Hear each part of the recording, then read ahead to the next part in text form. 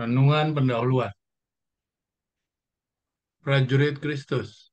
Karena itu, pakailah seluruh perlengkapan senjata Allah, supaya kamu dapat mengadakan perlawanan pada hari yang jahat itu, dan tetap berdiri.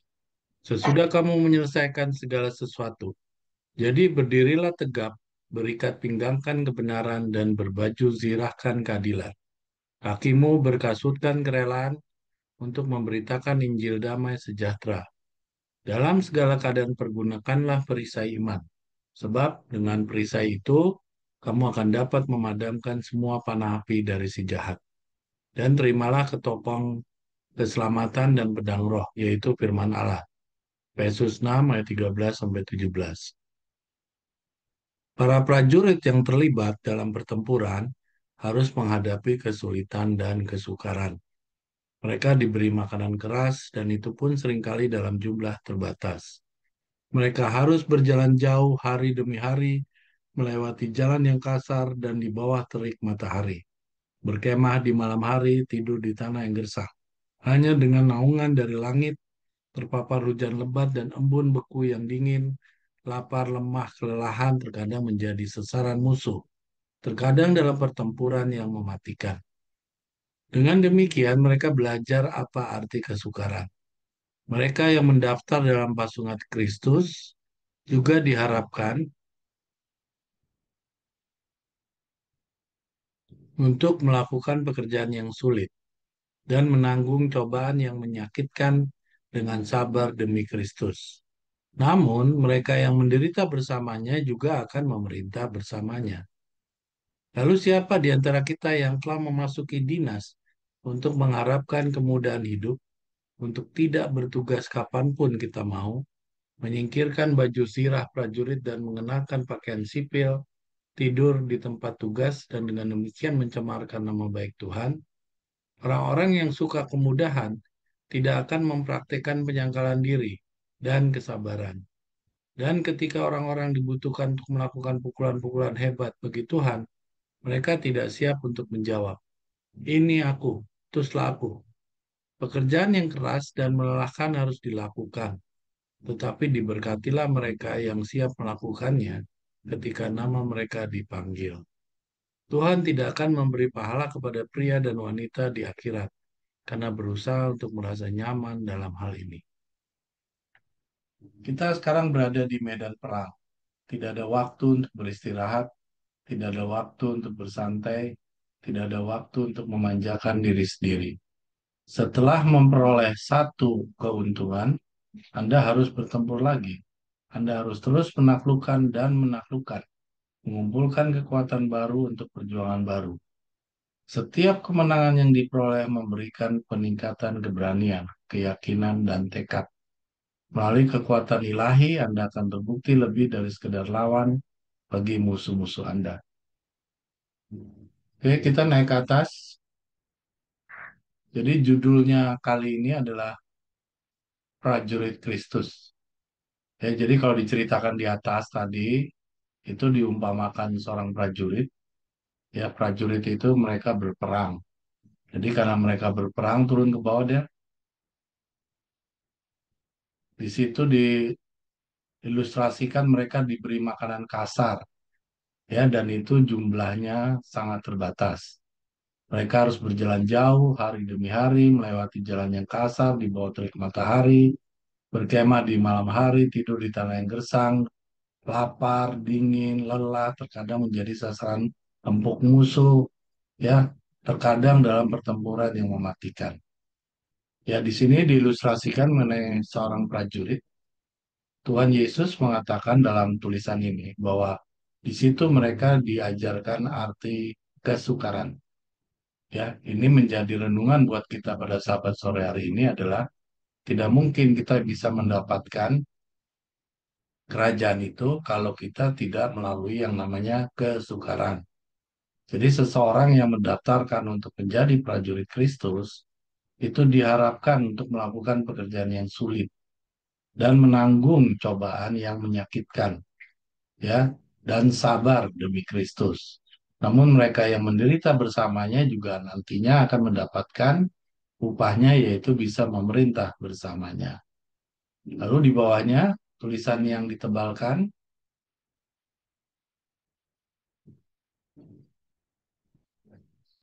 Jadi kalau dilihat tadi, yang kita umat Allah itu harus siap untuk menghadapi kesukaran ya, bukan untuk kemudahan. Karena di seluruh ayat-ayat Alkitab yang sudah kita pelajari selama kita belajar, tidak ada tuh satupun di situ yang saya lihat semuanya dengan kemudahan, tapi semuanya adalah dengan kesukaran, penyangkalan diri, merubah dari kebiasaan mementingkan diri, ya, untuk kita merubah kehidupan kita yang lama untuk menjadi kehidupan yang baru. Ya, seperti apa yang sudah disampaikan oleh Saudara Rain.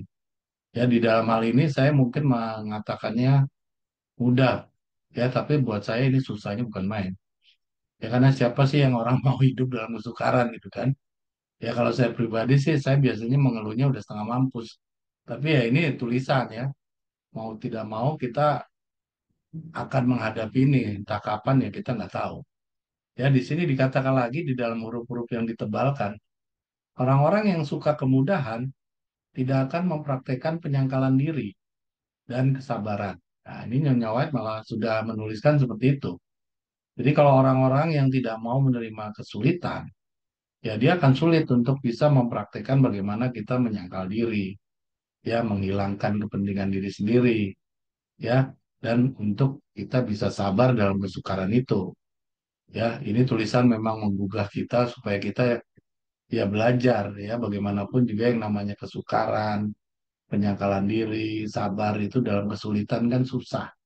Ya, tapi itu yang harus kita coba. Dan ketika orang dibutuhkan untuk melakukan pukulan-pukulan hebat bagi Tuhan, nantinya mereka tuh tidak siap untuk menjawab. Ini aku, teruslah aku. Artinya kalau kita tidak bisa menghadapi kesukaran, tidak biasa mempraktekkan penyangkalan diri dan sabar dalam kesulitan tersebut, mana mungkin pada saat Tuhan memanggil, lalu kita bisa menjawab, inilah aku, utuslah aku gitu loh. Ya, karena di tulisan ini tadi sudah dijelaskan bahwa tidak ada yang namanya kemudahan-kemudahan. Yang ada itu adalah kesulitan, penyangkalan diri, dan sabar tadi. Pekerjaan yang kekeras dan melelahkan harus dilakukan. Jadi pekerjaan yang keras dan melelahkan ini harus dilakukan, tapi diberkatilah mereka yang siap melakukannya. Jadi ada satu sisi pekerjaannya itu sangat keras ya dan melelahkan, kesulitannya itu harus kita tanggung, menyangkalan diri, tapi di satu sisi di ujungnya terdapat yang namanya berkat apabila kita melakukannya. Ketika nama kita dipanggil, kita akan siap dengan mengatakan, ini aku, utuslah aku. Ya, Tuhan tidak akan memberi pahala kepada pria dan wanita di akhirat karena berusaha untuk merasa nyaman dalam hal ini. Nah, ini sudah jelas dikatakan bahwa tidak ada ya yang namanya masuk surga itu dengan begitu mudah. Ya, artinya kita memang harus melalui yang namanya kesukaran tadi. Jadi itulah yang saya sendiri membaca renungan ini tidak tahu kapan ya kesukaran itu akan terjadi. Sementara dalam kehidupan sehari-hari kalau sulit aja mayoritas kita lebih bersungut-sungut ya, lebih merasa jengkel dengan kesulitan yang kita hadapi gitu. Nah, ini mudah-mudahan tulisan ini membuat kita bisa lebih tegas melakukan penyangkalan diri. Kita sekarang berada di medan perang, jadi dalam kehidupan ini kita diilustrasikan sebagai orang yang sedang ada di medan perang. Ya, nggak ada waktu untuk istirahat, nggak ada waktu untuk bersantai, tidak ada waktu untuk memanjakan diri. Setelah memperoleh satu keuntungan, Anda harus bertempur lagi. Jadi kalau kita sudah satu, kesukaran bisa kita lewati, jangan kita selesai dari situ ya. Artinya akan ada lagi pertempuran lagi, akan ada lagi kesukaran lagi, akan ada cobaan lagi. Ya, dan kita harus menaklukkan dan bisa menaklukkannya. Ya, karena bagaimanapun juga itulah yang diminta oleh tulisan Nyonya White di sini. Ya, setiap kemenangan yang diperoleh memberikan peningkatan keberanian. Artinya kalau kesukaran itu sudah kita lalui, kita sudah punya pengalaman, kita sudah lebih berani. Ya, biasanya kan kalau ada kesulitan ya, misalkan nih, kita di depan itu ada ramalan gitu ya, kesulitan. Kita kan belum tahu nih kesulitannya bentuknya seperti apa. Nah, biasanya kita sebagai manusia kita itu takut, ya, bingung, semuanya itu seperti apa sih nantinya. Tapi apabila sudah dilewati, maka kita akan lebih berani, lebih yakin dan punya tekad. Ya, apalagi melalui kekuatan ilahi akan terbukti kita lebih kuat untuk melawan semua musuh-musuh kita. Jadi itu ilustrasi nasihat dari tulisan Nyonya White kepada kita bahwa kita harus melalui kesulitan dan menerimanya dengan sabar, ya, karena upah kita nanti adalah kita akan memerintah bersama-sama Tuhan Yesus, ya, di kerajaan. Ya, itu yang bisa saya sampaikan, nanti bisa disempurnakan oleh Saudara Ray. Terima kasih. Ya, terima kasih Saudara Victor. Nah, saudara-saudara sekalian, sama halnya seperti yang tadi Saudara Victor sampaikan kepada kita semua, bahwa kita di dalam tulisan Nyonya White ini memang kita disampaikan, diibaratkan seperti seorang prajurit, ya, di mana kita tahu bahwa prajurit itu dia punya pemimpin, dan prajurit itu melaksanakan apa yang diperintahkan oleh pimpinannya. Ya, dalam hal ini kita tahu bahwa pimpinan yang sekarang adalah Tuhan Yesus sendiri yang memegang kendali di dalam tangannya, sesuai testimoni minister P300. Ya, jadi tidak sebagaimana zaman dahulu, ya, waktu Dr. Utek masih hidup, kepemimpinan masih dipegang oleh organisasi. Tapi setelah tahun 1955 dan lebih-lebih tahun 1962 organisasi dibubarkan, maka kepemimpinan ada di tangan Tuhan Yesus sendiri. Dan kepemimpinan di dalam tangan Tuhan Yesus sendiri ini tidak diterima oleh orang-orang yang sudah cukup lama terbuai dengan kepemimpinan manusia. Ya, jadi kepemimpinan di dalam tangannya Yesus sendiri ini sebuah permasalahan. Saudara-saudara sekalian, kalau kita baca dari apa yang disampaikan oleh Ellen G. White di sini,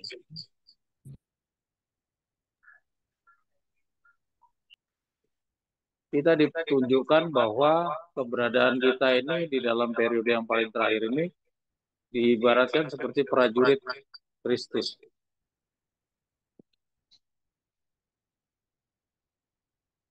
Para prajurit yang terlibat dalam pertempuran harus menghadapi kesulitan dan kesukaran. Saudara-saudara, perhatikan yang diwarnakan hitam.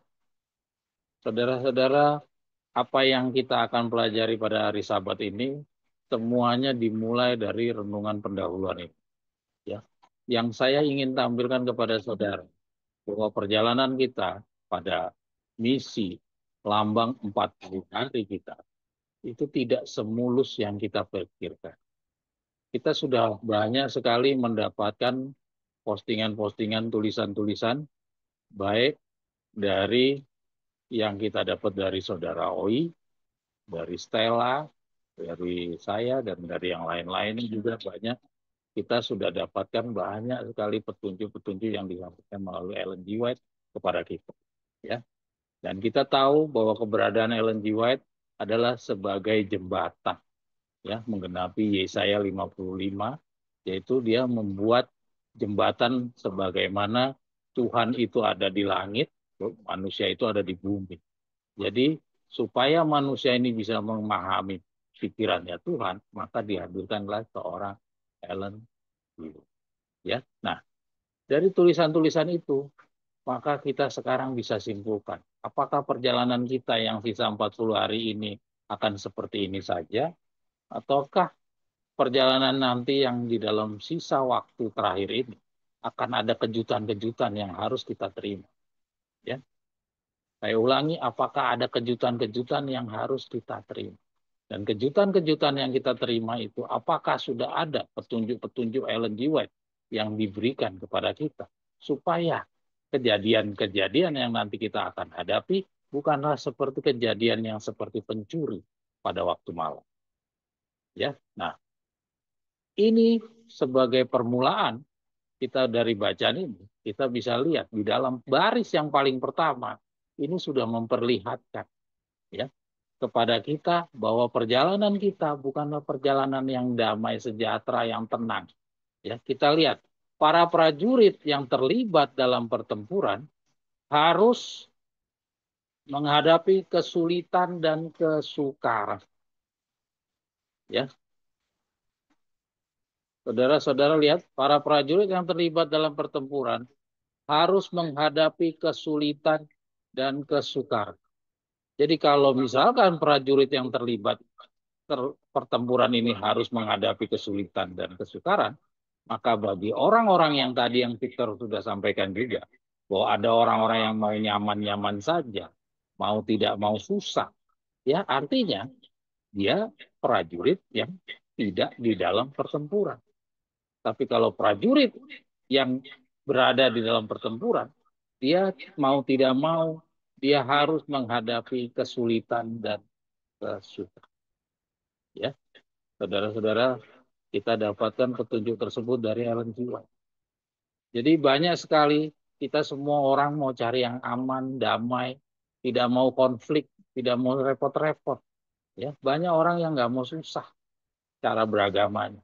Ya, tetapi faktanya dari kita lihat dari petunjuknya White itu tidak ada jalan untuk kita bisa menghindar dari akan adanya kesulitan dan kesukaran.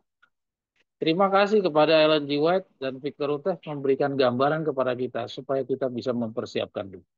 Ya, kita lanjut. Dengan demikian, mereka belajar apa arti kesukaran. Nah, kita lihat ini saya cuma fokus yang dihitamkan saja. Saya melengkapi dari yang Victor tadi katakan. Mereka yang mendaftar dalam pasukan Kristus juga diharapkan untuk melakukan pekerjaan yang sulit, yang menanggung cobaan, yang menyakitkan dengan sabar demi Kristus. Namun mereka yang menderita bersamanya juga akan memerintah bersama. Jadi kita lihat di dalam paragraf ini, Nyonya White sudah memberitahukan bahwa nggak ada damai-damai perjalanan ke depan. Ya, dan damai-damai itu kalau kita kira kan biasanya orang mengikut Yesus itu akan damai sejahtera.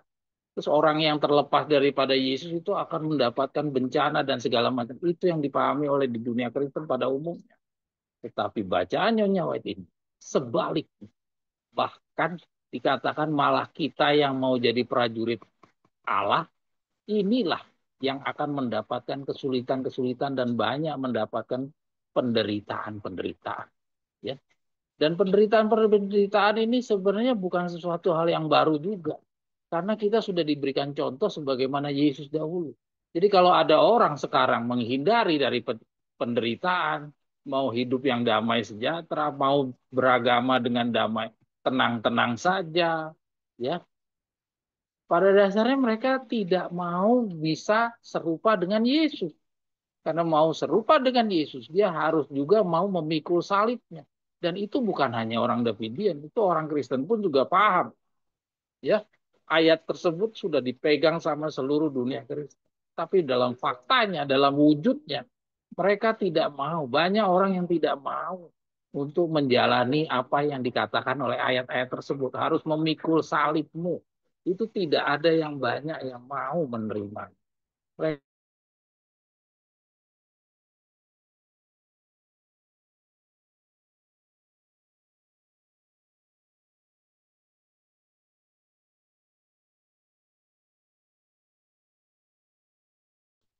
Ya, dia pikir cukup cukup dengan membayar per bulan sudah cukup bisa memenuhi semua segala tuntutan bisa diampuni setelah mereka membayar per bulan. Ya, mari kita lanjut. Orang-orang yang suka kemudahan tidak akan mempraktekkan penyangkalan diri. Nah, ini tadi kita lihat. Jadi ini jadi jenis prajurit yang tidak mau berjuang.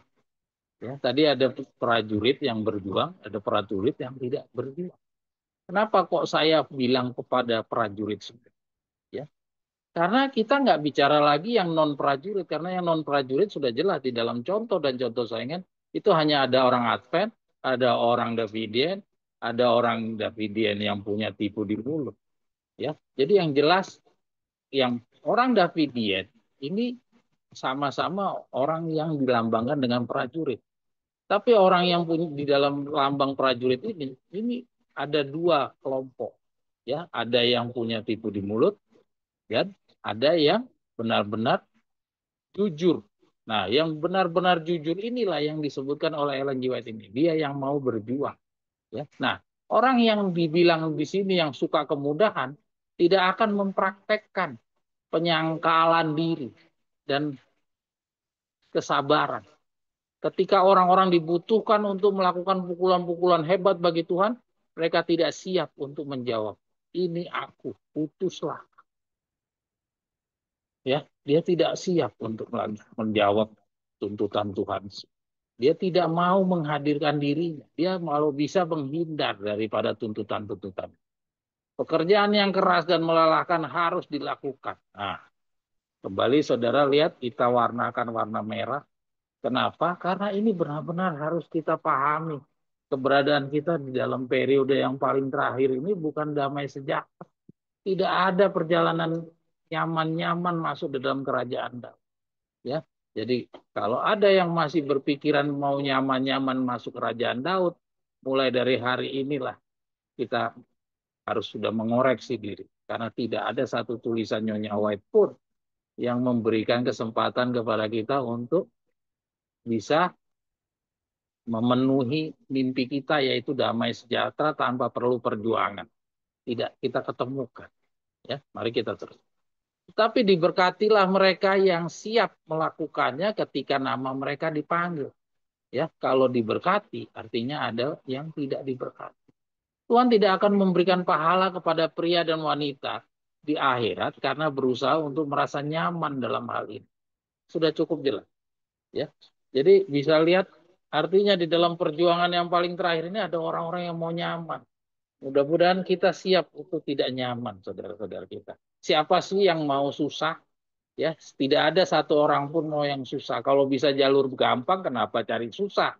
Itu pada umumnya orang seperti itu. Tapi dalam hal yang kita baca di sini, tidak ada alternatif lain. Ya, tidak ada alternatif yang lain. Satu-satunya jalan, kita harus siap untuk bertempur. Jadi perjalanan ini tidak mudah. Nanti kita akan lihat di dalam perkembangan belajar kita seberapa tidak mudahnya, ya, kesusahan-kesusahan, penderitaan-penderitaan apa yang dibukakan kepada kita. Ya, kita hanya bisa memahami sejauh yang dibukakan kepada kita. Apa hal yang tidak dibukakan kepada kita tentunya tidak kita ketahui. Ya, nah nanti kita akan pelajari sejauh mana yang dibukakan kepada kita. Ya, saudara-saudara, mari kita lanjut. Kita sekarang berada di medan perang. Nah, Nyonya Wat sudah tegaskan tuh, kita sekarang berada di medan perang. Tidak ada waktu untuk beristirahat. Tidak ada waktu untuk bersantai. Ya, tidak ada waktu untuk memanjakan diri sendiri. Ini dari Ellen G. White, dari zamannya Nyonya White sudah mengatakan demikian. Ya, jadi tidak ada waktu untuk bersantai-santai. Kalau ini Nyonya White katakan di zamannya dia, apalagi di zaman kita sekarang. Kita hidup lebih mendekati pintu kasih yang tertutup dibandingkan Ellen G. White. Maka kata-kata yang mengerikan-mengerikan yang disampaikan oleh Nyonya White ini harusnya sudah sangat menyadarkan kita bahwa kita tidak boleh leha-leha lagi seperti sekarang. Ya, tidak boleh lagi leha-leha seperti kita sekarang. Ya, kita nanti akan mundur sedikit ke 2 minggu yang lalu. Ya, mari kita baca dulu yang terakhir. Setelah memperoleh satu keuntungan, Anda harus bertempur lagi. Anda harus terus menaklukkan dan menaklukkan, mengumpulkan kekuatan baru untuk perjuangan yang baru. Setiap kemenangan yang diperoleh memberikan peningkatan keberanian, keyakinan, dan tekad. Melalui kekuatan ilahi, Anda akan terbukti lebih dari sekedar lawan bagi musuh-musuh. Jadi saudara perlu lihat bahwa perjuangan kita tidak hanya sekali. Perjuangan kita ada berkali-kali. Saudara-saudara sekalian, kita harus ingat, kita juga adalah contoh saingan dari perjalanan Israel keluar dari Mesir. Kalau kita ikuti Israel keluar dari Mesir, ya waktu di dalam perjalanan 40 tahunnya, itu dia tidak hanya dalam satu jenis pertempuran. Dia harus melewati banyak ujian-ujian. Dan ujian-ujian itu satu demi satu harus diluluskan. Kalau dia tidak lulus, dia akan tertinggal dan dia tidak ikut lagi di dalam pertempuran yang berikutnya. Ya, jadi di dalam tujuannya tulisan-tulisan Nyonya White ini disampaikan kepada kita, kita harus menjadi pasukan yang menang di dalam setiap pertempuran supaya kita bisa lanjut di dalam pertempuran berikutnya seperti seperti Yusak dan Kaleb, ya. Jangan sampai kita baru perjuangan yang pertama udah kalah, akhirnya perjuangan yang kedua tidak ada. Dan bangsa Israel kita tahu kalau dia gagal yang pertama dia tidak akan pernah lanjut kepada yang berikut. Nah, demikian juga dengan kita. Jangan sampai. Secara fisik mungkin kita masih hidup, tetapi di dalam perkembangannya, mereka semuanya seperti bangsa Israel dahulu. Ya, mereka hanya mayat-mayat hidup. Saudara, kita sudah pernah pelajari tentang mayat hidup di dalam bangsa Israel. Saudara ingat, ketika mereka memilih 10 pengintai, ya, mereka mengabaikan apa yang disampaikan Yusak dan Kaleb. Jadi orang-orang yang usia di atas 20 tahun, ya, itu semuanya udah kayak mayat hidup, ya. Mereka luntang-lantung nggak jelas sampai kapan dia mau mati, ya. Karena dia udah dijanjikan sama Tuhan, kamu tidak akan masuk ke tanah Kanaan. Yang masuk tanah Kanaan hanya orang-orang di atas usia 20 tahun, yang masuk hanya Yusak dan Kaleb. Jadi yang lain-lainnya ini udah jelas-jelas mayat hidup. Ya, jadi jangan kita menjadi mayat hidup, saudara-saudara sekalian. Saudara jangan jadi mayat hidup. Saudara dan saya, jangan biarkan kita menjadi mayat hidup. Tulisan-tulisan Nyonya White ini mengobati atau mengatasi supaya kita tidak menjadi mayat hidup. Ya, oke. Jadi inti dari bacaan renungan ini sebagai pembuka bahwa perjalanan kita bukan perjalanan yang damai sejahtera. Dela boleh mundur lagi ke 2 minggu yang lalu, Del, buka website deh.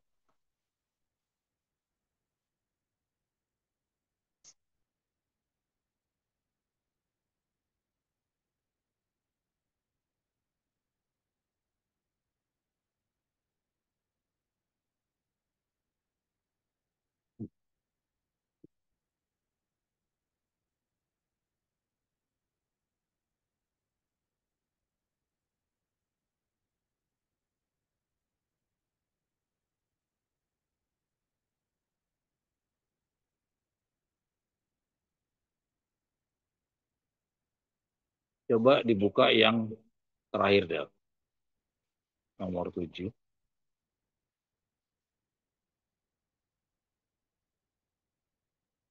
Ya, saudara-saudara sekalian, saudara-saudara bisa lihat bahwa ini 2 minggu yang lalu kita juga membahas mengenai pembangunan moral. Ya, di mana kita sudah berkali-kali bicara tentang pembangunan moral ini, banyak tuntutan-tuntutan yang Tuhan mintakan kepada kita. Dan faktanya tuntutan-tuntutan yang Tuhan mintakan kepada kita itu banyak yang pada dasarnya belum merubah kita. Ya, kenapa kok kita menemukan diri kita tidak banyak berbeda, ya, dengan kita waktu dahulu sebelum kita mengetahui ada tuntutan-tuntutan yang Tuhan minta. Ya, kita kemarin bahas ada 10 tahun, ada 15 tahun, ada 20 tahun. Kita coba evaluasi perjalanan hidup kita. Rata-rata seperti yang saya kemarin sampaikan, ya, kita berubahan usia 15 tahun, 20 tahun atau 15 tahun yang lalu. Setelah kita evaluasi, kecenderungan perubahan kita itu bukan karena kita mematuhi kebenaran, tetapi karena usia kita bertambah, fisik kita sudah berkurang, daya tahan kita sudah berkurang, ya. Jadi kemauan-kemauan kita, nafsu-nafsu kita sebagaimana kita 20 tahun yang lalu atau 15 tahun lalu, bahkan 5 tahun yang lalu lah yang terdekat. Itu pun sudah banyak perubahan-perubahan. Perubahannya bukan karena kita mau menjadi lebih baik, menjadi manusia yang lebih patuh, bukan.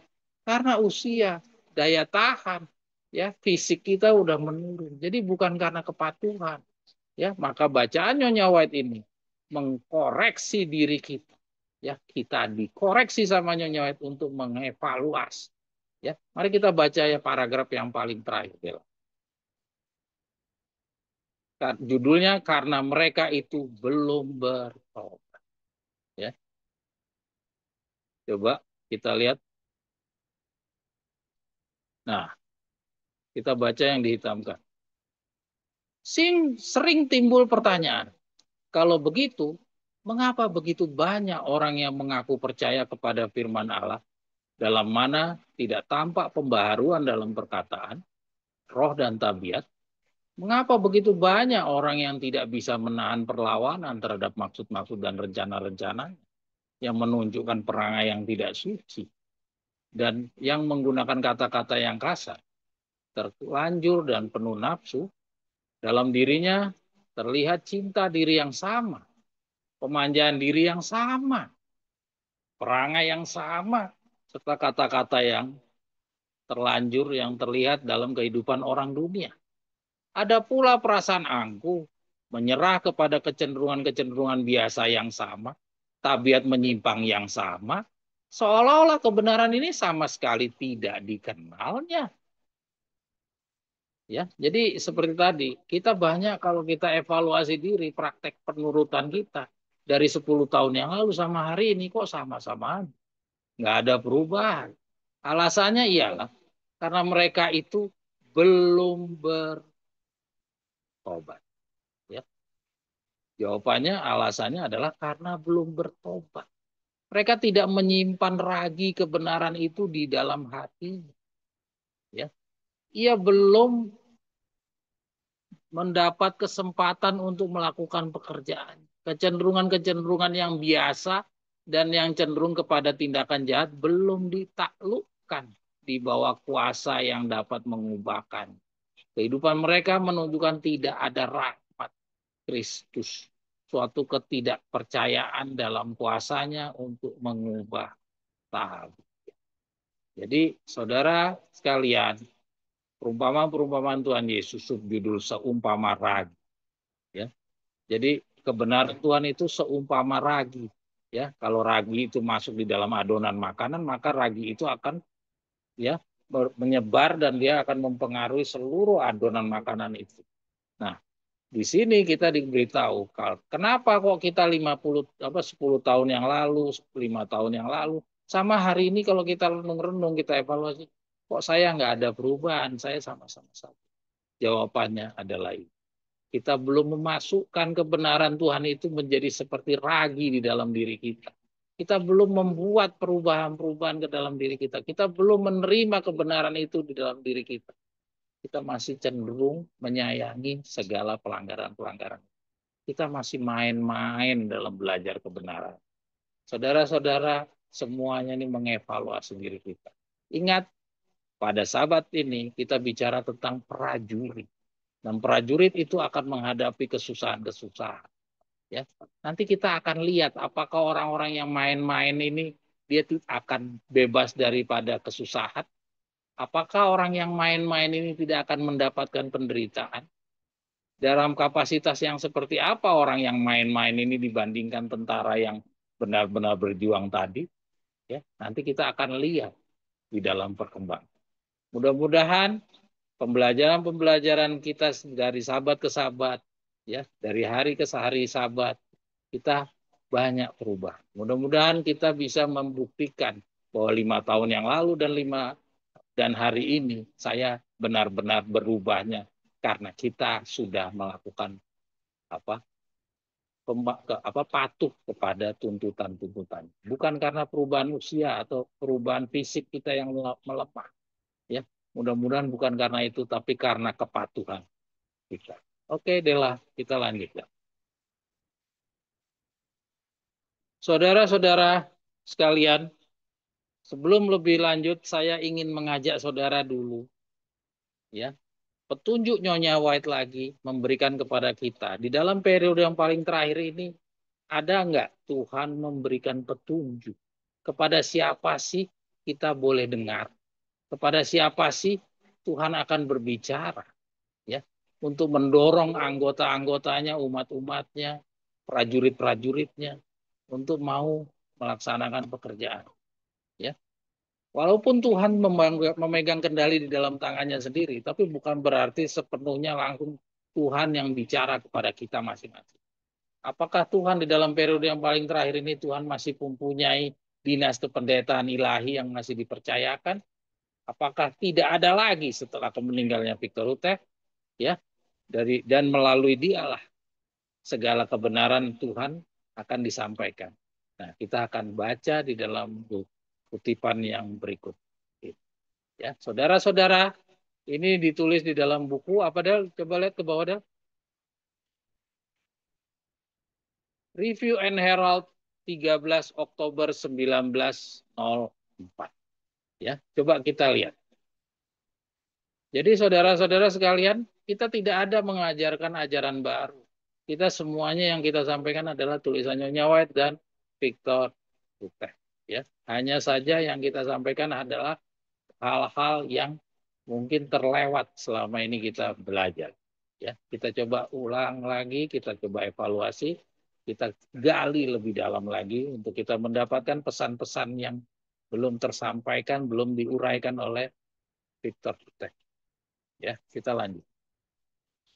Saudara-saudara sekalian, misi daripada bacaan kita adalah hendak menunjukkan bahwa Ellen G. White jauh-jauh hari meramalkan bahwa tugas menuntun orang-orang percaya untuk menjadi satu pikiran, satu jiwa, bersatu dalam mengasihi Allah dan memelihara hukumnya adalah tugas guru-guru kebenaran. Jadi kalau ada saudara-saudara yang tidak setuju sehati sepikir, ya, saudara coba kritik saja Ellen G. White. Jangan kritik diri saya atau siapapun. Ya, salahkan aja Ellen G. White. Ya, saudara protes sama Tuhan. Kenapa Tuhan memberikan Nyonya White pernyataan-pernyataan seperti ini? Kan jadi saya susah untuk menyatukan orang-orang. Ya, saudara protes sama Nyonya White. Jangan protes sama saya. Ya, mari kita baca. Roh Kudus dan umat yang sisa. Ini judulnya. Ya, ini yang warna merah saya yang nambahkan. Kemudian daripada itu aku melihat seorang malaikat lain turun dari sorga. Ia mempunyai kekuasaan besar dan bumi menjadi terang oleh kemuliaannya. Wahyu 18 ayat 1. Saudara semua akan mengatakan Nyonya White sedang meramalkan tentang kehadiran seseorang malaikat lain yang akan menggabungkan dirinya dengan pekabaran 3 malaikat. Saudara pasti akan mau mengatakan demikian. Tapi saudara tahukah? Seperti tadi, kehadirannya Nyonya White adalah penggenapan dari Yesaya 55, yaitu memberikan jembatan atas kehadirannya Tuhan Allah di atas, di dunia, di langit, kita ada di bumi. Jadi supaya kita mengerti pikiran-pikirannya Tuhan, Nyonya White dihadirkan. Ya, nah sekarang kita coba lihat, Nyonya White dihadirkan untuk menjelaskan Wahyu 18 ayat 1. Ya, Nyonya White menjelaskan apa kepada kita? Apakah hanya seorang malaikat? Mari kita lanjut. Kita melihat di hadapan kita satu pekerjaan khusus untuk dilakukan. Ya, kita melihat di hadapan kita satu pekerjaan khusus untuk dilakukan. Kita harus berdoa meminta tuntunan Roh Kudus. Ya, jadi ada satu pekerjaan khusus yang mau dikerjakan di hadapan kita. Dan untuk melaksanakan pekerjaan khusus ini, kita mintalah tuntunan Roh Kudus. Ya, jadi ini untuk orang yang mau bekerja di dalam pekerjaan yang paling terakhir ini ada kekuatan yang akan bantu. Ya, mari kita terus. Mari kita mencari Tuhan dengan segenap hati. Nah, di dalam periode yang paling terakhir ini jangan main-main katanya. Jadi marilah cari Tuhan dengan segenap hati supaya kita menemukan Dia. Kenapa kok dibilang supaya menemukan Dia? Ya, di saat malaikat yang keempat ini menggabungkan diri, karena susah untuk ditemui.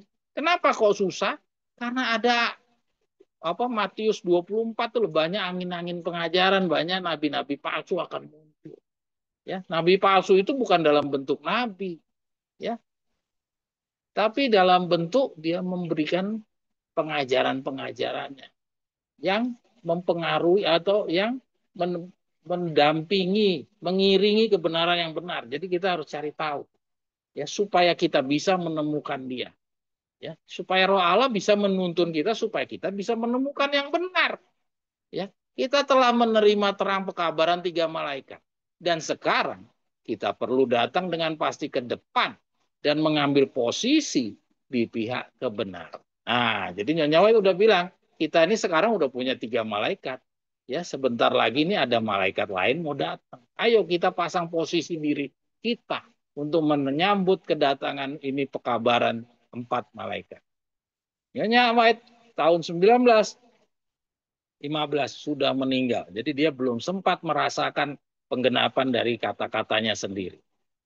Pengetahuan tentang Allah yang menyelamatkan akan menyelesaikan pekerjaan menyucikan pada pikiran dan hati dari setiap orang percaya. Firman berkata, maka aku akan memercikan air bersih ke atasmu dan kau akan bersih. Inilah turunnya Roh Kudus di atas Allah untuk melakukan tugasnya. Rumah Israel harus diilhami dengan Roh Kudus dan dibaptiskan dengan kasih karunia keselamatan. Ya, ingat Nyonya White tidak memahami apa yang ia tulis. Ya, seakan-akan waktu Victor Utef datang dia langsung ada Roh Kudus. Padahal kita sudah paham setelah Victor Utef sendiri datang, dia tunjukkan tahapan-tahapan pekerjaannya. Barulah kita bisa paham bahwa yang namanya Roh Kudus yang Nyonya White katakan ini, itu tidak serta-merta waktu Victor Utef itu datang. Roh Kudus itu nanti akan bekerjanya ada periodenya tertentu. Ya, kita terus. Di tengah tangisan yang membingungkan, lihat Kristus di sini, lihat Kristus ada di sana. Akan muncul satu kesaksian khusus, satu pekabaran kebenaran yang khusus, yang cocok untuk zaman ini. Pekabaran mana yang harus diterima, dipercaya, dan dipraktekkan. Kebenaran firman yang kekal akan tampil bebas dari semua kesalahan yang menggairahkan dan penafsiran spiritual. Bebas dari semua gambaran memikat kepalsuan dan akan disodorkan untuk mendapatkan perhatian umat Allah. Tetapi kebenaran harus tetap terhubung dalam pakaiannya yang indah dan murni. Firman tidak boleh disamakan dengan hal-hal yang biasa. Saudara-saudara sekalian, ya, saudara-saudara sekalian, ini Ellen G. White berbicara berkaitan dengan nubuatan Yeskel pasal 4. Ya, tentang kacang-kacang. Ya, jadi yang ketujuh itu dia harus murni. Dan ketujuh ini dia datang, Nyonya White sudah katakan, lihat ada Kristus di sini, lihat ada di sana. Ini artinya mau menunjukkan bukan Kristus yang, jangan kita baca nubuatan itu seperti letterlek. Ini sebuah nubuatan. Artinya apa? Artinya waktu Victor Utef datang itu banyak angin-angin pengajaran. Banyak orang tambah-tambah kurang-kurang. Ya, ini di dalam kehadirannya Victor Utef. Jadi saudara harus siap-siap waktu Victor Utef itu mau datang, itu nanti akan banyak angin-angin pengajaran, khususnya setelah Victor Utef meninggal. Ya, jadi hal-hal yang kayak gini nggak kita temukan sepanjang perjalanannya Victor Utef. Ya, kita jarang sekali kita lihat penentang-penentang diceritakan oleh Victor Utef. Ya, tapi ini sudah diramalkan sama Nyonya White. Kapan penggenapannya? Ya otomatis bukan pada saat Victor Utef datang. Karena waktu Victor Utef datang, kita nggak melihat ada orang yang bilang ini ada Kristus di sini, ada Kristus di sana, atau ada nabi-nabi palsu, ada tambah-tambah kurang-kurang. Kita nggak lihat. Ya, maka ini adalah menggambarkan sesuatu periode di dalam periodenya malaikat yang keempat. Ya, saya ulangi, sesuatu periode di dalam periodenya malaikat yang keempat ini akan tergenapi. Kapan itu? Ingat, periode malaikat keempat ini tidak hanya sampai di 1955. Ini masih jalan terus karena kita buktinya sampai 2025 aja kerajaan Daud belum berdiri. Artinya ini periode ada saat Victor Utef-nya hidup, ada saat Victor Utef-nya meninggalkan kita. Ya, jadi ini harus pahami saat Victor Utef hidup bagaimana, saat Victor Utef sendiri sudah tidak ada mendampingi kita, itu bagaimana. Dan ini yang diramalkan oleh Nyonya White, kita bisa saksikan pada saat periode Victor Utef hidup, ada nggak tergenapi? Kalau dia tidak tergenapi di dalam periodenya Victor Utef hidup, maka harus tergenapi di dalam periode Victor Utef sudah tidak ada lagi di antara kita. Ya, maka kita bukalah mata kita selebar-lebar. Karena seperti tadi, Nyonya White adalah jembatan. Ya, Tuhan Allah ada di kerajaan sorga, ya seperti berada di langit, kita ada di bumi. Ya, petunjuk-petunjuk Nyonya White ini adalah sebagai jembatan membukakan mata kita yang di bumi ini bisa melihat apa yang ada di pikirannya Tuhan Allah dan Yesus yang ada di langit. Ya, jadi lihat, ingat, ini bukan di periodenya Nyonya White, ini di dalam periodenya Victor Rutev ada nabi-nabi palsu, ada Kristus-Kristus palsu, ya. Dia bilang akan pekabaran masa yang harus diterima, dipercaya dan dipercaya kebenaran firman yang kekal akan tampil bebas. Nah, kebenaran ini harus tampil bebas, tapi di saat tampil bebas ini itu di samping kiri kanan juga waduh diganggu-ganggu sama kebenaran-kebenaran tambah-tambah dan kurang-kurang. Ya, bebas dari semua gambaran memikat. Nah, jadi ada gambaran-gambaran memikat. Kepalsuan akan disodorkan untuk mendapatkan perhatian umat Allah. Nah, siap. Ya, siap-siap saudara. Di dalam periode ini ada kepalsuan yang disodorkan. Kalau Ellen G. White udah jelas-jelas dibakar di atas tai manusia. Kita nggak usah bicara. Tapi yang ketujuh ini, biarpun dia murni, tapi dikelilingi oleh kepalsuan-kepalsuan. Ya. Tetapi kebenaran harus tetap terselubung dalam pakaiannya yang indah dan murni itu. Jadi kebenaran ini harus tetap terselubung dan pakaian yang indah dan murni. Padahal di sekelilingnya banyak kepalsuan. Ya, jadi hati-hati saudara, ada Waco Texas, ada John Terry Nate, ada kelompok-kelompok yang lain-lain juga. Ya, semuanya ngaku-ngaku kebenaran. Semua ngaku-ngaku murni-murni. Nah, masing-masing kita punya tanggung jawab pada menguji. Ya, kita terus. Pernyataan Injil adalah satu-satunya cara di mana Allah dapat menggunakan manusia sebagai alat-alatnya bagi keselamatan jiwa-jiwa. Ya, pernyataan Injil. Ini Ellen G. White udah mengasih tahu nih, cara ngukurnya ada kepalsuan-kepalsuan adalah pakai pernyataan Injil. Ya, bila mana pria dan wanita serta anak menyatakan Injil, Tuhan akan membuka mata yang buta untuk melihat rencananya. Tuh, ya. Jadi kalau pria dan wanita menyatakan Injil, ya, bila mana pria dan wanita serta anak-anak menyatakan Injil. Jadi kalau kita bicara kebenaran, Tuhan akan membuka mata yang buta untuk melihat rencana.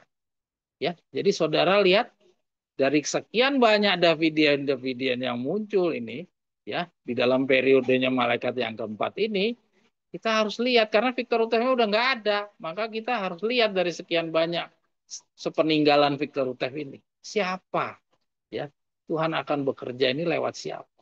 Maka pria dan wanita serta anak-anak menyatakan Injil. Jadi jelas ya, walaupun tadi Nyonya White lagi mau menjelaskan Wahyu 18 ayat 1, di sini Nyonya White nggak bicara cuma Victor Utevnya saja, tapi dia bicara ada pria, ada wanita, serta anak-anak. Artinya lebih dari satu orang. Ya, jadi Victor apa Nyonya White di dalam nubuatan apa dalam tulisan ini Nyonya White tidak berbicara tentang figur seorang Victor Hutet. Dia bicara tentang pasca Victor Hutet. Ya, bukan berarti penggenapan nubuatan 18 ayat 1 itu digenapi oleh banyak orang. Jangan kita tergiring cara berpikirnya orang Advent. Itu pendeta-pendeta Advent cari-cari aman dengan alasan itu untuk supaya jangan memunculkan figur Victor Hutet. Kita jangan ikut-ikutan di sana. Tapi yang kita lihat di sini, Nyonya White sudah menyampaikan hal yang jauh ke depan, lebih luas daripada yang bicara tentang kehadiran seorang malaikat yang dimunculkan melalui Victor. Ya, bila mana pria dan wanita serta anak-anak menyatakan Injil, Tuhan akan membuka mata yang buta untuk melihat rencana. Jadi lihat kapan Tuhan akan membuka mata, ya, yang buta untuk melihat rencananya. Ya, kapan? Ketika ini pria dan wanita serta anak-anak itu muncul menyampaikan Injil. Menyampaikan Injil ya artinya kebenaran yang disampaikan oleh si malaikat yang menggabungkan dirinya dengan malaikat yang ketiga ini. Dan akan menuliskan hukumnya ke dalam hati yang benar-benar menyesal. Tuh. Jadi hanya diberikan kepada siapa? Ini sudah dipilah lagi nih. Ya, kalau tadi prajurit dipilah, ini dipilah lagi. Hanya yang benar-benar menyesal. Jadi kalau yang nggak menyesal, ya jangan heran kalau saudara tanya sama orang-orang Davidian setelah Victor Utev meninggal, ada pengetahuan yang bertambah? Enggak ada.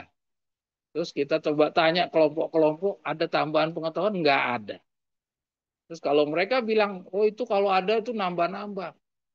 Bagaimana dengan pernyataan Levitikus? Jelas-jelas Levitikus bilang penginjil gembala guru harus menerangkan terang di bawah terang dari tongkat, satu dan lain hal yang masih perlu diinterpretasi. Ini Ellen G. White juga mendukung kata-kata Leviticus itu. Ya, dia bilang bila mana pria dan wanita serta anak-anak menyatakan Injil, bukan Victor Utepnya, Tuhan akan membuka mata yang buta untuk melihat rencananya. Jadi ada rencananya yang mau dikasih lihat. Tapi ini akan disampaikan oleh bila pria dan wanita serta anak.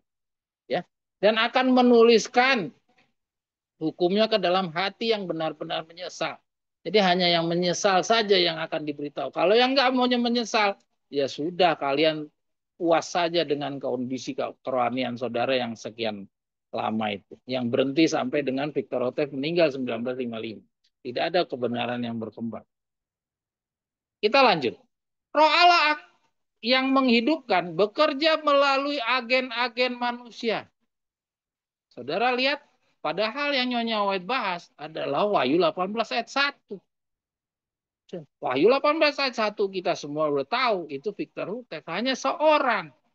Tapi di sini Nyonya White udah jauh sekali dia ngomongnya agen-agen manusia. Ya, artinya jangan kita pisah-pisah, jangan kita pilah-pilah. Oh, yang ini Nyonya White ini ngomongnya agen-agen. Oh, di tulisan yang lain Nyonya White ya 275 rewriting 275 dia ngomong hanya satu orang. Wah, ini Nyonya White pelin-pelan ini. Bukan, ya. Bukan pelin-pelan, ini satu nubuatan itu kebenaran itu disampaikan saling melengkapi. Ya, kita lanjut. Lihat, bekerja melalui agen-agen manusia menuntun orang-orang percaya untuk menjadi satu pikiran, satu jiwa, bersatu dalam mengasihi Allah dan memelihara hukumnya. Bersiap-siap di bawah ini untuk masa mendatang. Ini masa mendatang. Jadi kalau ada saudara-saudara yang anti mengatakan, oh kita nggak mungkin bisa mencapai sehati sepikir, ya, itu nanti itu pada saat kerajaan Daud berdiri. Saudara-saudara, ini Nyonya White yang ngomong bukan saya. Kalau saya yang ngomong silakan aja saudara bantah. Tapi kalau udah Nyonya White yang ngomong, maka kita harus paham.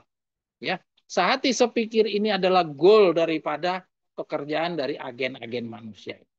Ya, dan itu akan didapat pada saat si agen-agen manusia ini bekerja. Agen-agen manusia ini bukan agen-agennya Ellen G. White, pekabaran tiga malaikat ini agen-agen dari malaikat yang keempat. Ya, saudara-saudara sekalian ini malaikat yang keempat. Jadi kalau saudara baca di Leviticus, saudara baca di buku tanya jawab nomor 133, pertanyaan nomor 133, apa yang dimaksud dengan yang diterbitkan, saudara nanti akan baca di sana bahwa yang membuat sehati sepikir dan membicarakan hal yang sama adalah guru-guru, ajarannya guru-guru. Jadi Nyonya White dan Victor Utep sejalan.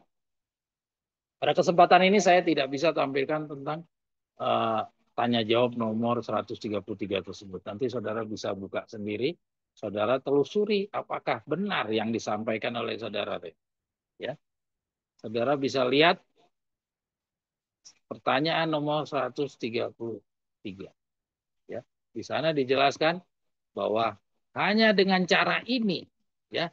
Jadi ada orang bertanya di dalam buku tanya jawab nomor 5 itu, ya. Apa yang dimaksud dengan yang diterbitkan? Nah, di sana dijelaskan bahwa yang diterbitkan itu Alkitab, Roh Nubuat, Victor Hutep, ya, dan juga bagian-bagian satu dan lain hal yang masih perlu diinterpretasi. Dengan cara ini katanya, ya, bisa umat Allah bisa dipersatukan, sehati sepikir dan membicarakan hal yang sama. Jadi sama yang disampaikan oleh Victor Hutep dengan apa yang diramalkan oleh Ellen G. White. Walaupun Victor Hutep dan Ellen G. White belum pernah ketemu, dan Ellen G. White sendiri juga tidak pernah mencapai hidupnya di dalam periode penggenapan dari periode malaikat yang keempat ini. Ya, dia sudah dibekali sama Tuhan, sama Yesus untuk menyampaikan pernyataan ini kepada kita sebelum peristiwanya tergenapi. Biarlah pekerjaan mengabarkan Injil dibuat efisien oleh agen Roh Kudus. Ya, jadi agen Roh Kudus ini siapa? Yaitu penginjil gembala. Firman yang hidup adalah pedang Roh itu. Ya, Belas kasihan dan pertimbangan akan diberikan dari sorga. Pekerjaan pemeliharaan akan dinyatakan baik dalam kemurahan hati maupun dalam pengadilan. Oke, saudara-saudara sekalian, ada yang mau bertanya? Dela, habis ya. Oh, ini ada Muhammad David.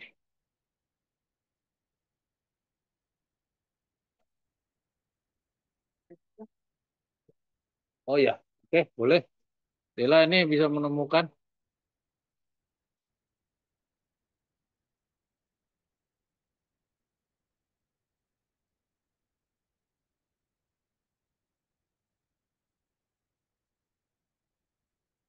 Oh, ini ada tulisan dari Muhammad David. Ya, terima kasih saudara. Saudara ini, saudara bisa baca di chat ya. Ada namanya Muhammad David.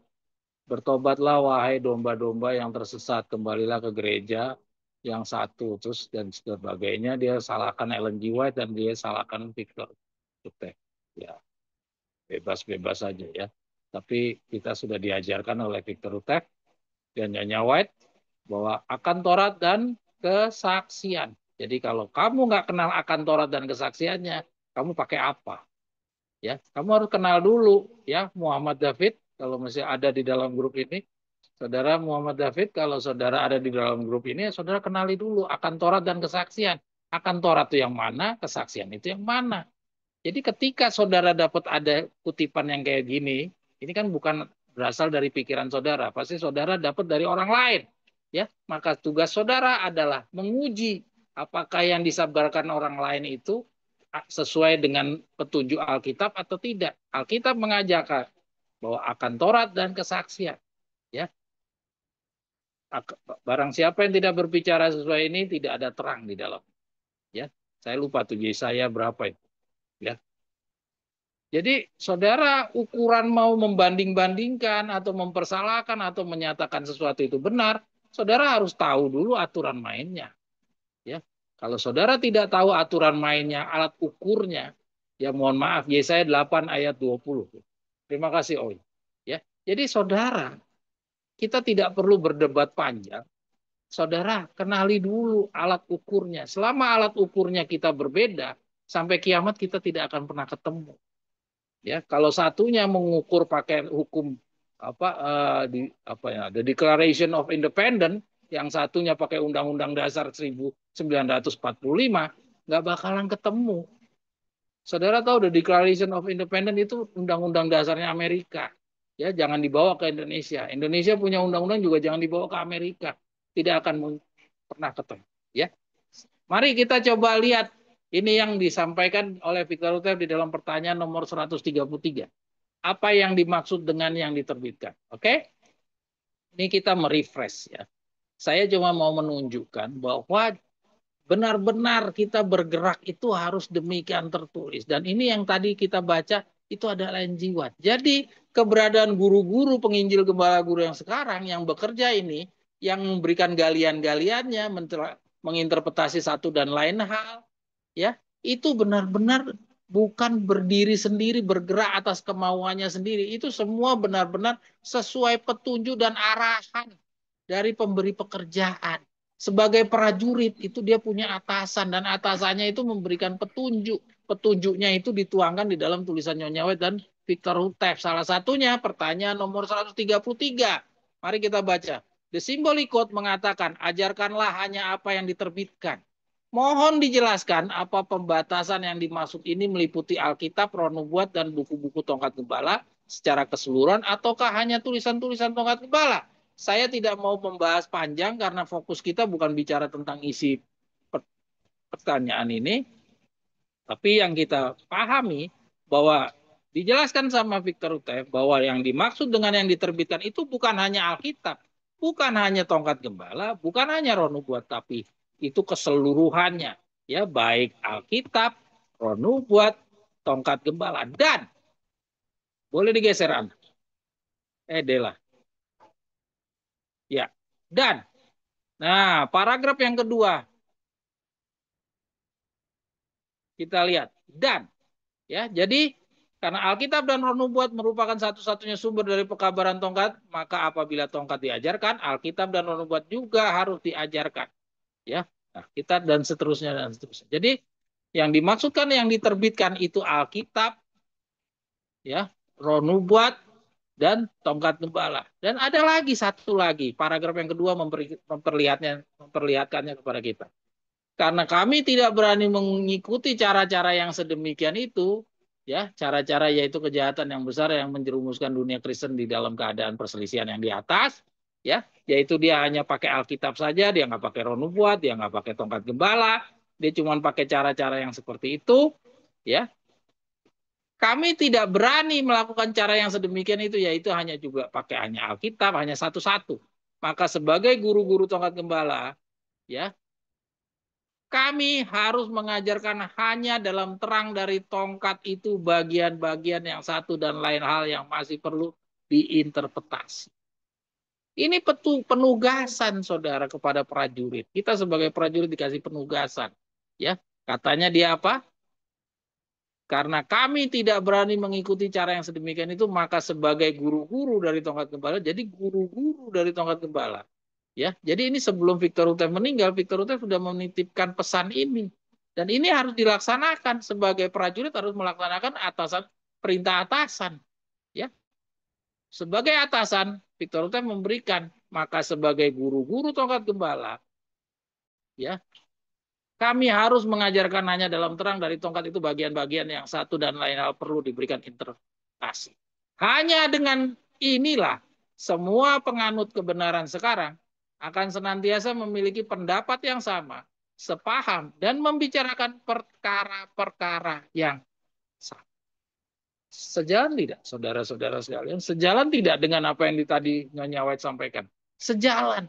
Jadi artinya penginjil gembala guru inilah yang membuat sehati sepikir dan membicarakan hal-hal yang sama, bukan Nyonya White, bukan Victor Utef. Ya, jadi jangan remehkan kehadirannya si guru-guru ini, agen-agen manusia yang tadi Nyonya White katakan. Oke? Dela kembali kepada tulisan yang tadi. Ya. Jadi saudara silakan nanti dibaca lebih lanjut tentang pertanyaan nomor 133. Fokus kita adalah mau bicara tentang siapa sih yang membuat sehati sepikir membicarakan hal yang sama, apakah Nyonya White ataukah Alkitab ataukah Victor Utef. Ternyata jelas ya, Nyonya White dan Victor Utef sejalan memberikan penjelasan kepada kita. Karena kita ditugaskan hanya demikian tertulis dan mengikuti apa yang disampaikan oleh atasan, maka bunyinya atasan memberikan petunjuk seperti tadi itulah yang kita harus anut. Terserah Anda suka, Anda tidak setuju, Anda mau protes, silakan protes sama atasan. Protes sama Nyonya White dan protes kepada Victor Utef. Ya, protes terhadap pertanyaan nomor 133, protes juga kepada waktu hampir selesai dari review and herald tanggal berapa itu. Oh, ini yang berikutnya ya. Oke, oke. Ya, saudara-saudara, saya mau ngajak saudara lagi ya. Karena kita ini semua pelajar, jadi mau nggak mau kita harus mengikuti kebenaran yang berkembang. Kita nggak bisa nanya kepada Nyonya, kita nggak bisa nanya kepada Victor Utef. Ya, maka kita coba lihat apa yang disampaikan oleh Ellen G. White. Saudara tahu, dengan apa yang tadi kita baca tadi, itu sudah memperlihatkan ada pertempuran. Ya, sebagai prajurit itu ada pertempuran karena orang maunya Nyonya White, maunya hanya Victor Utef. Tapi kalau ada penginjil gembala guru menyampaikan interpretasi satu dan lain hal yang harus diinterpretasi, akhirnya menimbulkan pertempuran. Dan pertempuran itu bagian daripada penderitaan yang tadi kita sudah baca di dalam renungan pendahuluan. Dan itulah peperangan-peperangan yang kita hadapi. Dan kita sudah dapatkan sekarang hasil dari peperangan, kita terpisah. Ya, dan hasil dari peperangan itu, sebagian besar orang-orang bergabung kepada kelompok yang anggotanya paling banyak. Dan kita ditinggalkan. Ya, jangan dianggap kita ditinggalkan dengan anggota yang sekarang kita punya ini bukan bagian daripada peperangan. Ini bagian dari peperangan, saudara. Ya, peperangan itu tidak harus selalu mengerikan, harus bunuh-bunuhan atau ini bagian dari dalam peperangan. Peperangan itu nanti akan ada tahapnya, ada tahapan dalam kapasitas rendah, kapasitas sedang, sampai kapasitas yang mengerikan. Dan nanti kita akan baca sampai ke sana. Mudah-mudahan waktunya cukup. Ya, ini bagian dari peperangan. Ya, sekarang kita coba lihat lagi bagian dari peperangan sepeninggalan Ellen G. White dan Victor Utef. Kalau Victor Utef masih hidup, kita bisa nanya. Kalau Nyonya White masih hidup, kita bisa nanya. Tapi kalau Victor Utef, Nyonya White sudah tidak ada di antara kita, maka inilah tugasnya penginjil gembala guru. Ya, harus membantu. Ya, karena memang agen-agen manusia inilah yang tadi diberikan penugasan oleh Nyonya White. Oke, sekarang kita coba baca baik-baik dari yang berikutnya ini. Oke, mari kita lihat. Ini tertulis di dalam apa ini, Del? Bawahnya, Del. Coba lihat, Del. Del, coba lihat di paling bawah. Eits, jangan ke bawah sekali. Ke atas, ke atas, ke atas. Ke atas. Ke atas, Del. Terus, terus. Terus. Oh, ya, ya, ya, ya, udah. Ya, oke. Jadi bacaan yang kita baca bagian yang pertama ini waktu hampir selesai itu kita ambil dari sebuah pernyataan yang diterbitkan pada tahun 1851 dalam buku Experience and Views dan ditemukan di halaman 49 atau halaman 58 edisi sekarang dari A Rewriting, dikutip sebagai berikut bahwa kesaksian saya salah. Coba bayangin, kesaksian Nyonya White ini salah.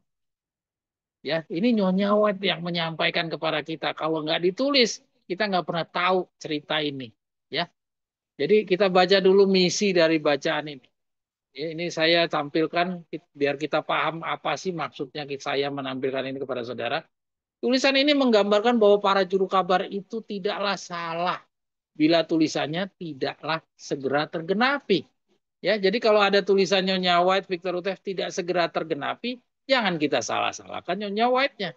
Mereka hanya menyampaikan sesuai yang dibukakan kepada mereka dengan pengertian saat menulis. Ya, mari kita terus.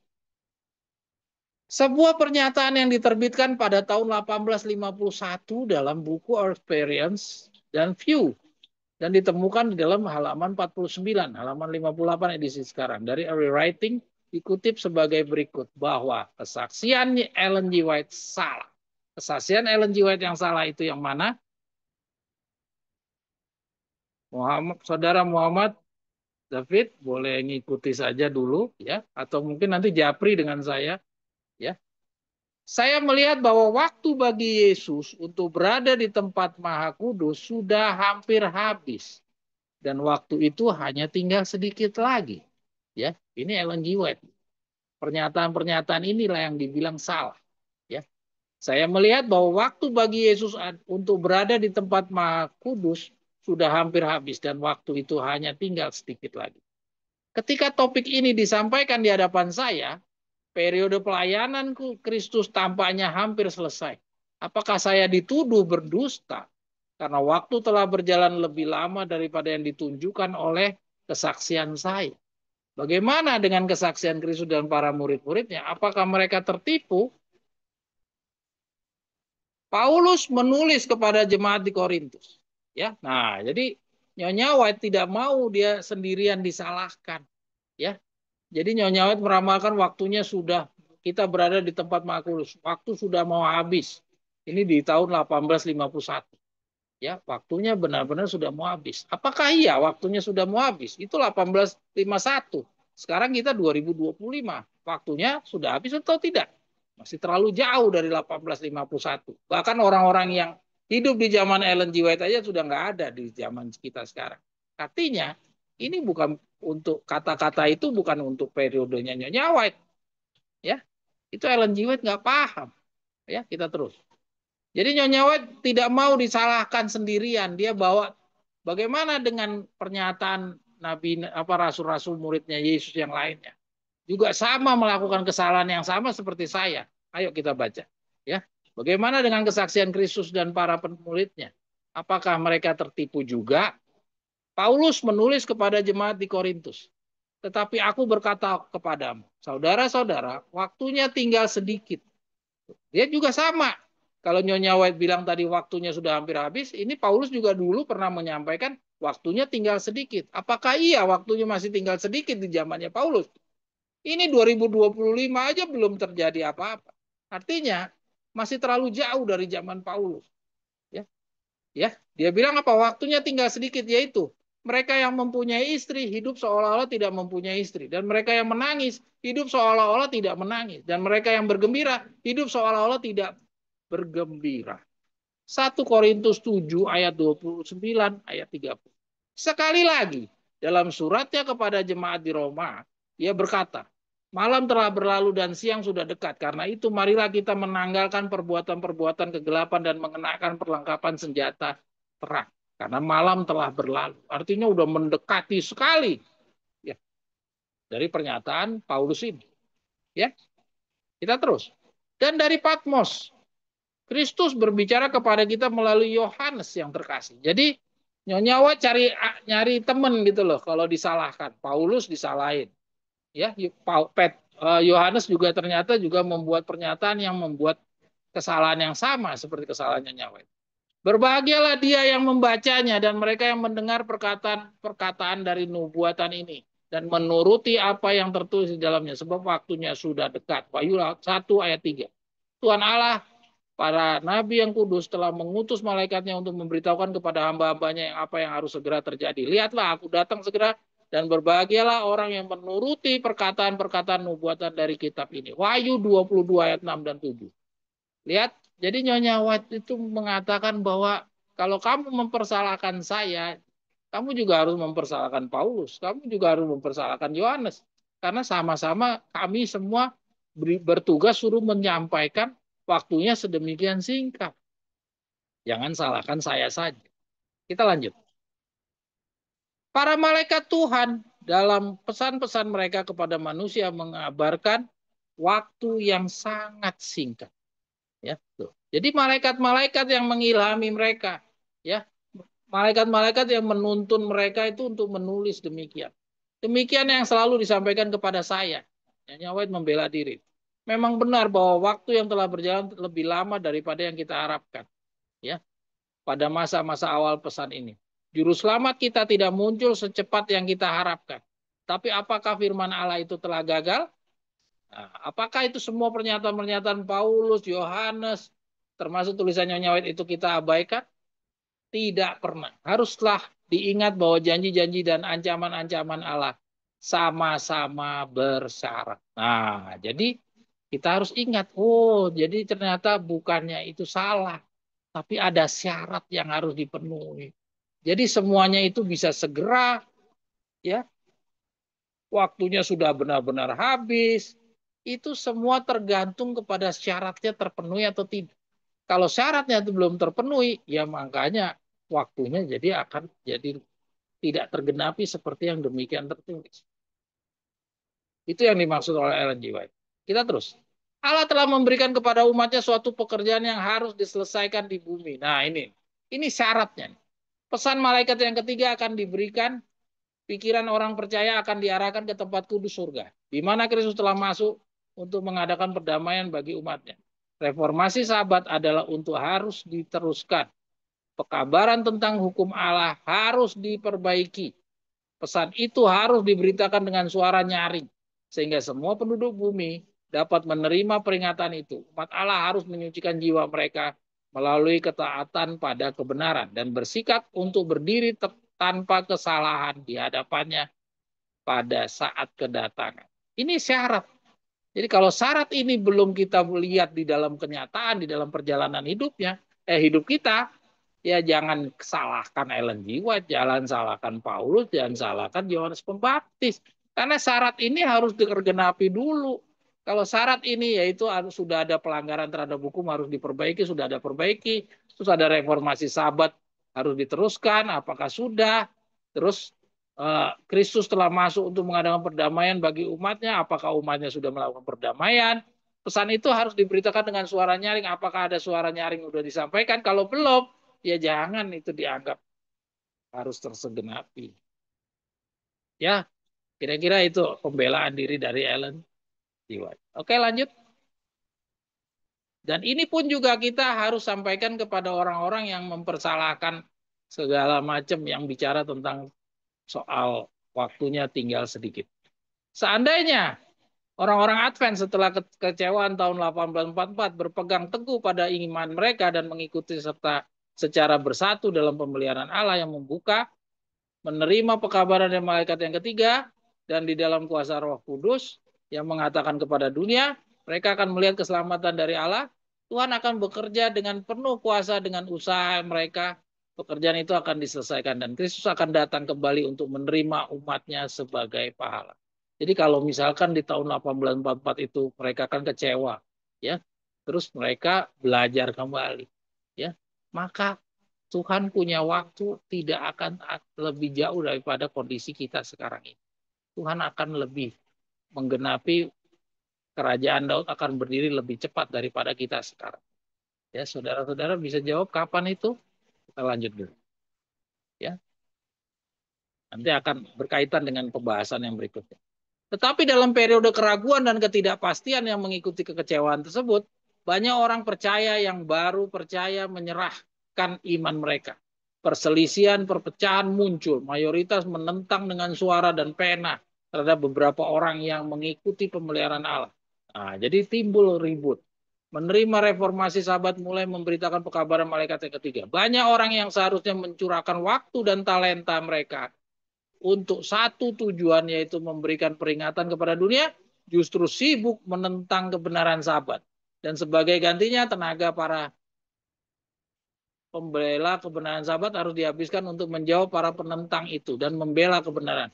Demikianlah pekerjaan itu terhalang dan dunia dibiarkan dalam kegelapan.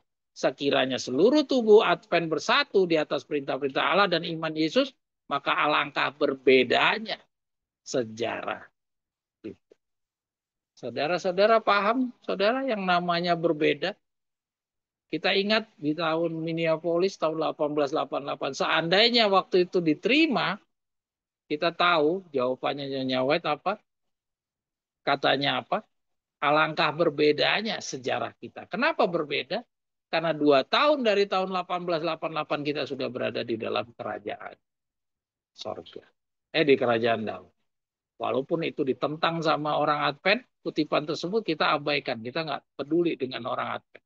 Kita peduli dengan petunjuk yang disampaikan oleh Victor Hugo. Kita tidak perlu berkonfirmasi dengan para penentang-penentang.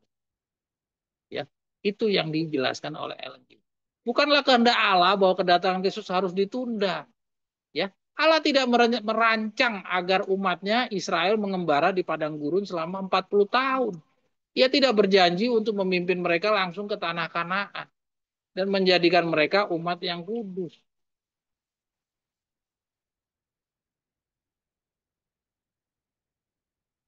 Sehat dan bahagia di sana. Tetapi mereka yang pertama kali diberitakan tentang hal ini tidak pergi karena ketidakpercayaan hati mereka dipenuhi dengan sungut-sungut pemberontakan dan kebencian. Dan dia tidak dapat menggenapi perjanjiannya dengan mereka. Jadi kita lihat dalam pengalamannya umat Allah, perjalanan Israel jelas. Bukan rencana Tuhan untuk mutar-mutar, untuk menunda-nunda pekerjaan. Jadi umat Allah lah kepatuhannya yang menunda. Selama 40 tahun ketidakpercayaan, sungut-sungut dan pemberontakan telah menghalangi Israel kuno untuk masuk ke tanah Kanaan. Dosa-dosa yang sama telah menunda masuknya Israel modern ke dalam Kanaan sorgawi. Lanjut.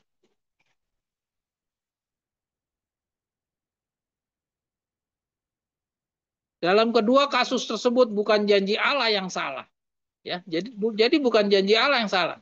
Ketidakpercayaan, keduniawian, ketidakkudusan dan perselisihan di antara umat Tuhan yang mengaku sebagai umat Allah telah membuat kita tetap berada di dunia yang penuh dosa dan kesedihan selama bertahun-tahun. Ada 2 kutipan lain yang dikatakan terdapat dalam buku saya yang pertama, tapi tidak diberikan dalam tulisan saya yang kemudian. Mengenai hal ini saya hanya akan mengatakan, Ketika saya dapat memperoleh sebuah buku yang memuatnya, jadi ketika saya sudah diberikan pengetahuan kebenaran yang lebih berkembang, sehingga saya dapat diyakinkan akan kebenaran kutipan-kutipan tersebut, ya ini kan kutipan-kutipan Nyonya White itu disalahkan.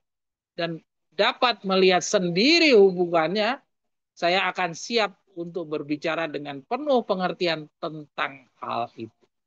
Sekian. Selected Message jilid 1 bab 5 halaman 66 sampai 70 ya. Jadi kutipan yang tadi itu diambil dari Selected Message jilid 1 buku 5 halaman 66 sampai 70. Silakan saudara buka buku Selected Message jilid 1. Saudara akan menemukan bab 5 halaman sekian ini, saudara akan menemukan jalan ceritanya Ellen G. White ini. Dan ini saya tidak potong-potong, saudara baca sendiri. Ya. Dan ini Ellen G. White katakan, inilah yang paling maksimal Ellen G. White bisa jawab. Ya. Selebihnya Ellen G. White sudah bilang itu. Sehingga saya dapat diyakinkan akan kebenaran kutipan itu. Dan dapat melihat sendiri hubungannya, saya akan siap untuk berbicara dengan penuh pengertian tentang hal itu. Jadi Nyonya White tidak mengada-ngada. Sampai dia meninggal, tahun 1915 dia tetap tidak mengetahui berapa dekatnya ya waktu yang tadi dia bilang. Jadi jangan terlalu berharap banyak kepada Ellen G. White, dan itulah makanya Victor Rutherford memberikan penugasan kepada penginjil gembala guru. Karena ada satu dan lain hal yang masih gantung ya, dan yang masih gantung ini adalah tugasnya penginjil gembala guru. Dan kita tahu Sonya White meninggal tahun 1915, dia hanya mendapatkan seperti ini. Dan dilanjutkan oleh Victor Rutherford, sehingga Victor Rutherford bisa memberikan gambaran tentang seberapa dekat ya waktunya tersebut. Hal yang sama dengan pengalaman pernyataan Paulus, kita juga dapat dari tulisan Ellen G. White yang mengira waktunya akan tergenapi dalam masanya. Ya, nah ini di dalam tulisan peristiwa akhir zaman saya coba kumpul. Saudara lihat ini, pernyataan-pernyataan yang dikatakan orang itu salah. Itu kita juga dapatkan di dalam kutipan-kutipan yang ini. Kalau yang tadi diakui oleh Ellen G. White, tapi kutipan yang ini, Ellen G. White sampai meninggal dia tidak sempat untuk memberikan klarifikasi terhadap tulisan ini. Mari kita baca. Saudara evaluasi sendiri. Kira-kira memang ini salah atau tidak? Ya, ataukah kitanya yang tidak tahu menempatkan tulisan ini? Ya, juga sama seperti yang kata-kata Paulus tadi. Apakah Paulus itu salah? Sebenarnya Paulus itu bukan salah, tapi Paulus itu salah menempatkan waktunya. Ya, orang yang mempunyai istri harus seakan-akan tidak punya istri, yang orang yang bergembira seakan-akan tidak bergembira. Itu tidak salah, hanya tidak berlaku di zamannya Paulus. Maka demikian juga dengan bacaan berikut ini. Apakah ini salah? Mari kita baca. Kepada saya telah ditunjukkan sekelompok orang yang hadir pada rapat General Conference.